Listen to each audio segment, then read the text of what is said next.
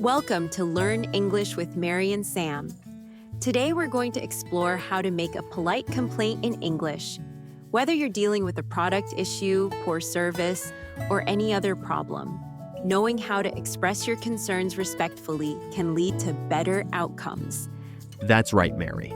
Making a complaint effectively is an important skill in many situations, both personal and professional. Let's dive in and learn how to do it politely and effectively in English. Let's start with some common phrases for initiating a complaint. You can say, "I'm sorry to bother you, but..." "Excuse me, I have a concern about..." "I'm afraid there's a problem with..." Those are great starters, Mary. Here are a few more. "I was wondering if you could help me with an issue. I'm not entirely satisfied with..." "I'd like to discuss a problem I've encountered." Let's look at a scenario where we're making a complaint about a product. "Excuse me, I'm afraid there's a problem with the laptop I bought last week." "I'm sorry to hear that. Can you tell me more about the issue?" "The battery doesn't seem to be holding a charge for very long. It only lasts about an hour." "I see. Thank you for bringing this to our attention. Let's see what we can do to resolve this." Now, let's talk about how to express dissatisfaction without being rude. Some useful phrases include, "I'm a bit disappointed with..." "I expected better quality service from..." "This doesn't meet the standards I was expecting." Excellent examples, Mary. Here are a few more. "I'm not entirely happy with the outcome." "I feel that the service could have been better." "I was hoping for a different result." Let's role-play a conversation about poor service at a restaurant. "Excuse me, waiter. I'm afraid I'm not entirely satisfied with my meal." "I'm sorry to hear that, sir. What seems to be the problem?" "The steak I ordered is overcooked and it's quite tough. I asked for it to be medium rare." "I sincerely apologize for that. Let me take it back to the kitchen and have a new one prepared for you right away." For more advanced learners, let's look at some sophisticated expressions. You can say, "I regret to inform you that." "I'm compelled to bring to your attention." "I'm afraid this falls short of my expectations." Those are excellent, Sam. Here are a few more. "I'm rather concerned about the quality of..." "I find myself in the unfortunate position of having to complain about..." "I'm somewhat dismayed by the level of service provided." Let's explore these phrases in different contexts. For example, you could say, "I regret to inform you that the product I received is not as described on your website." When making complaints, cultural context is important. In some cultures, direct complaints might be seen as confrontational, while in others, they're expected for problem solving. That's right. Understanding these nuances can help you navigate difficult situations more smoothly. For example, in many Western cultures, it's common to start with a positive comment before addressing the issue, known as the compliment sandwich approach.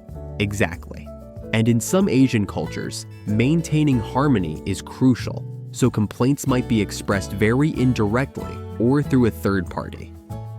One common mistake is using aggressive or accusatory language. For example, saying, "You always mess up my order," is likely to create defensiveness rather than solve the problem. Good point, Mary. It's better to focus on the specific issue at hand rather than making generalizations. Another mistake is not being clear about what you want to happen. Always try to suggest a solution or ask for a specific resolution. When making complaints, it's useful to use conditional structures. For example, "I would appreciate it if you could." "It would be helpful if we could." "If possible, I'd like to." That's right, and don't forget to use polite question forms. For instance, "Would it be possible to..." "Could you please?" "Might I suggest..." Now, let's get interactive. We want to hear from you. What's the most challenging complaint you've had to make? Share your thoughts in the comments below. That's right. And if you have any questions about making complaints politely, Feel free to ask. We'll also give you a quick quiz. Can you think of a situation where you would use the phrase, "I'm afraid this isn't what I expected"? You might say, "I'm afraid this isn't what I expected" when receiving a product that doesn't match its description, or when a service falls short of promised standards. Exactly. For example, I'm afraid this isn't what I expected when I booked a quiet hotel room. Let's do another role play to practice making a complaint about a service. Hello, I'm calling about the cleaning service I booked for yesterday. Yes, how can I help you? I'm afraid I'm not entirely satisfied with the service provided. Several areas were missed, and the overall cleaning wasn't as thorough as I expected. I'm very sorry to hear that. Can you provide more details about the areas that were missed? Certainly, the kitchen floor wasn't mopped, and the bathroom mirrors weren't cleaned. I was hoping for a more comprehensive cleaning. I understand your frustration. Let me arrange for a team to come back and address these issues at no extra cost. Would that be acceptable? Yes, that would be great. Thank you for your prompt response. Another scenario could be complaining about a delayed flight. You might say, "I understand delays happen, but I'm concerned about missing my connection. Could you please provide more information about when we might be departing? Is there any compensation available for the inconvenience caused by this delay?" Those are good examples, Sam. Let's explore these phrases in a conversation. Excuse me, I'm a bit worried about the delay of Flight 302 to London. I understand your concern, sir. We're experiencing some technical issues. I see. I'm afraid I might miss my connecting flight. Is there any information on when we might be departing? We're doing our best to resolve the issue quickly. In the meantime, I can check alternative routes for your connection if you'd like. It's also important to know how to respond when your complaint is being addressed. You might use phrases like, "I appreciate your help with this matter."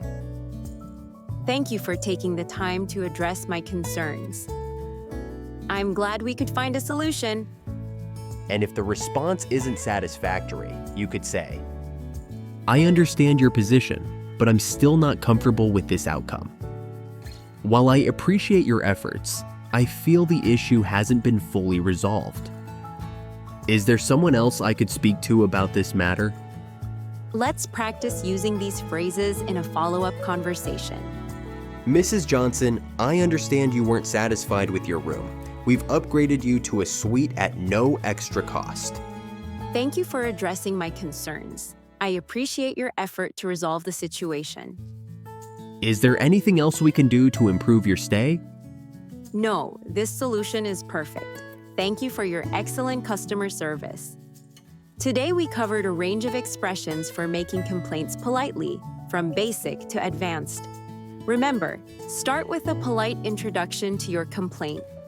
Be specific about the issue and how it affects you. Use respectful language and avoid aggressive or accusatory tones. Suggest a solution or ask clearly for what you want to happen. Be open to dialogue and find a mutually acceptable resolution. That's right. Practice these expressions in your daily life to improve your English skills and handle difficult situations more effectively. Thanks for joining us today. If you have any questions or want to share your experiences with making complaints politely, please comment below. Don't forget to like and subscribe to our channel for more episodes of Learn English with Mary and Sam. We have some exciting topics lined up for you in the coming weeks. Until next time, keep practicing. And remember, a polite complaint is often the most effective.